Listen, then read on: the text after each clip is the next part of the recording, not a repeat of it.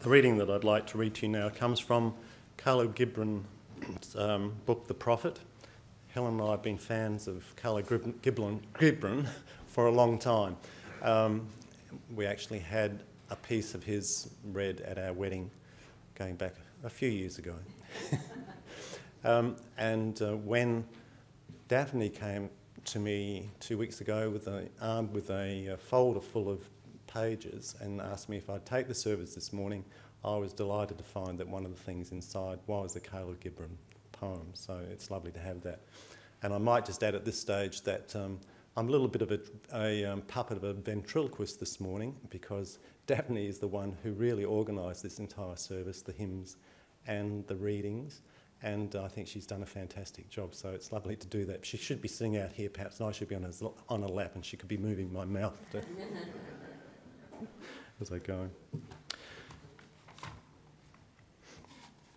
And an old priest said, "Speak to us of religion." And he said, "Have I spoken this day of aught else?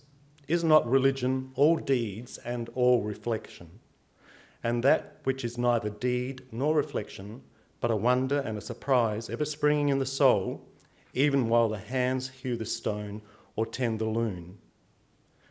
Who can separate his faith from his actions, or his belief from his occupations? Who can spread his hours before him, saying, this for God and this for myself, this for my soul and this other for my body? All of your hours are wings that beat through space from self to self. The wind and the sun will tear no holes. He who wears his morality but is his best garment were better naked. The wind and the sun will tear no holes in his skin. And he who defines his conduct by ethics imprisons his bird song in a cage. The freest song comes not through bars and wires. And he to whom worshipping is a window to open but also to shut has not yet visited the house of his soul, whose windows are from dawn to dawn. Your daily life is your temple and your religion. Whenever you enter into it, take with you your all. Take the plough and the forge and the mallet and the lute, the things you have fashioned in necessity or for delight. For in reverie you cannot rise above your achievements nor fall lower than your failures. And take with you all men, for in adoration you cannot fly higher than their hopes, nor humble yourself lower than their despair.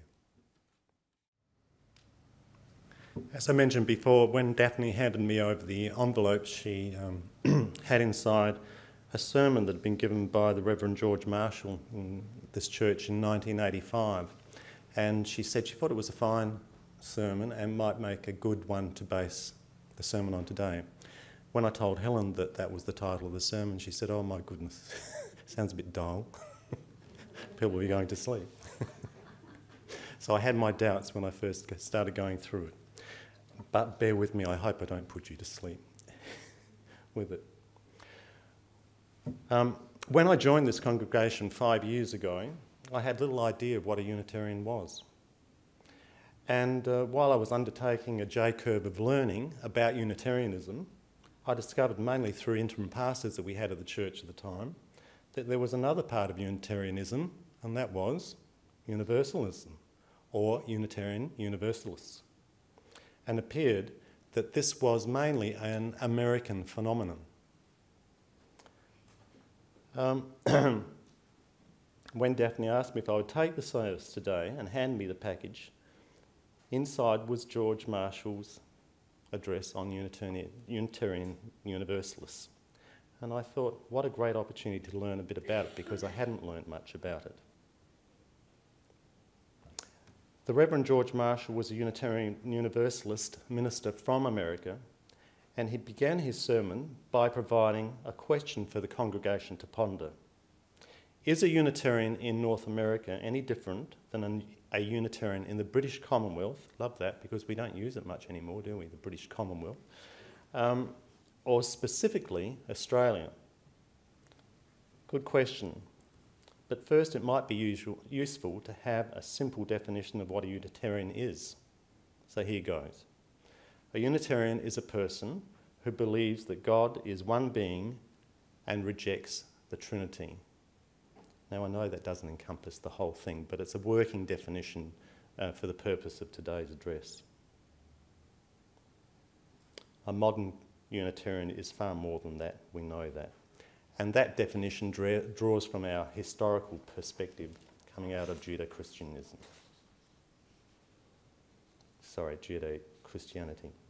In answer to Marshall's question, is a Unitarian in the North America any different?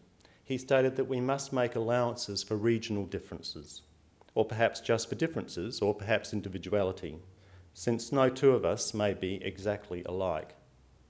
And I believe that is exactly what makes this faith of ours so strong. This acceptance of individuality. David Cole mentioned in his address a couple of weeks ago that one of the things he loved about our congregation here was the eccentricities of its members. And I feel exactly the same. I feel that quite comfortable to express my eccentricities in this gathering as much as other people do the same. Back to the Reverend George Marshall. After making the statement for individualism, he then proceeded to provide an historical background to the term universalist. He stated that the term had actually started in Scotland and England, not as I thought in America. And I now will paraphrase his sermon. A succinct explanation of the differences historically between the two movements, that is Unitarianism and Universalism, is that the cardinal principle of the Universalists was their rejection of the Calvinist principle, that God could condemn all mankind to hellfire since he was the Almighty, whereas they believed he would save all mankind because his principal attribute was loving kindness, not almighty power. So universal salvation gave them the name of Universalists. On the other hand, Unitarians revolted against the Calvinist concept that mankind was degraded and unworthy, not deserving salvation, and they countered that the dignity of humanity raised man up to the stature of the divine, and that all persons had within them the spark of the divine. Hence, the goodness of God was countered by the goodness of the human race. And these two revolutionary actions against Calvinism were to eventually come together in the United States and Canada, like two streams that meet and merge and run as one to reach the sea, as Marion Franklin Ham's great hymn says. But let's begin at the beginning. Historically, who were the Universalists? It was George Marshall's understanding that in Scotland, that British stronghold of Calvinism, both the Unitarian churches in Glasgow and Edinburgh were founded as Universalist churches and simply absorbed in time into the more prevalent Unitarian movement in those islands. So it's not true that there were no Universalists in England and Scotland. Universalism, as a modern historical movement, began in England. A follower of John and Charles Wesley, John Relly, thought to expose the teachings of Calvin and so produced a theological tract called Union, which Wesley could not accept since it seemed to go too far down the road of Christian infidelity. So Relly and a few followers founded the Universalist Church in London. His book was widely circulated, but in limited numbers, and at least 2 copies are known to have arrived in the New World prior to the American Revolution, one in Philadelphia and one in Gloucester, Massachusetts. Then enters a noteworthy Universalist, John Murray. Many of you would have heard of him before, attending Relly's meetings. He met with him, talked with him, and read his volume to better expose its heresy. That was his first purpose, not to take it on board, but to undermine it. But so convincing was the logic of Relly that Murray became a follower rather than a scoffer, and soon was the greatest of the Universalist preachers in England. Then tragedy struck the life of Murray.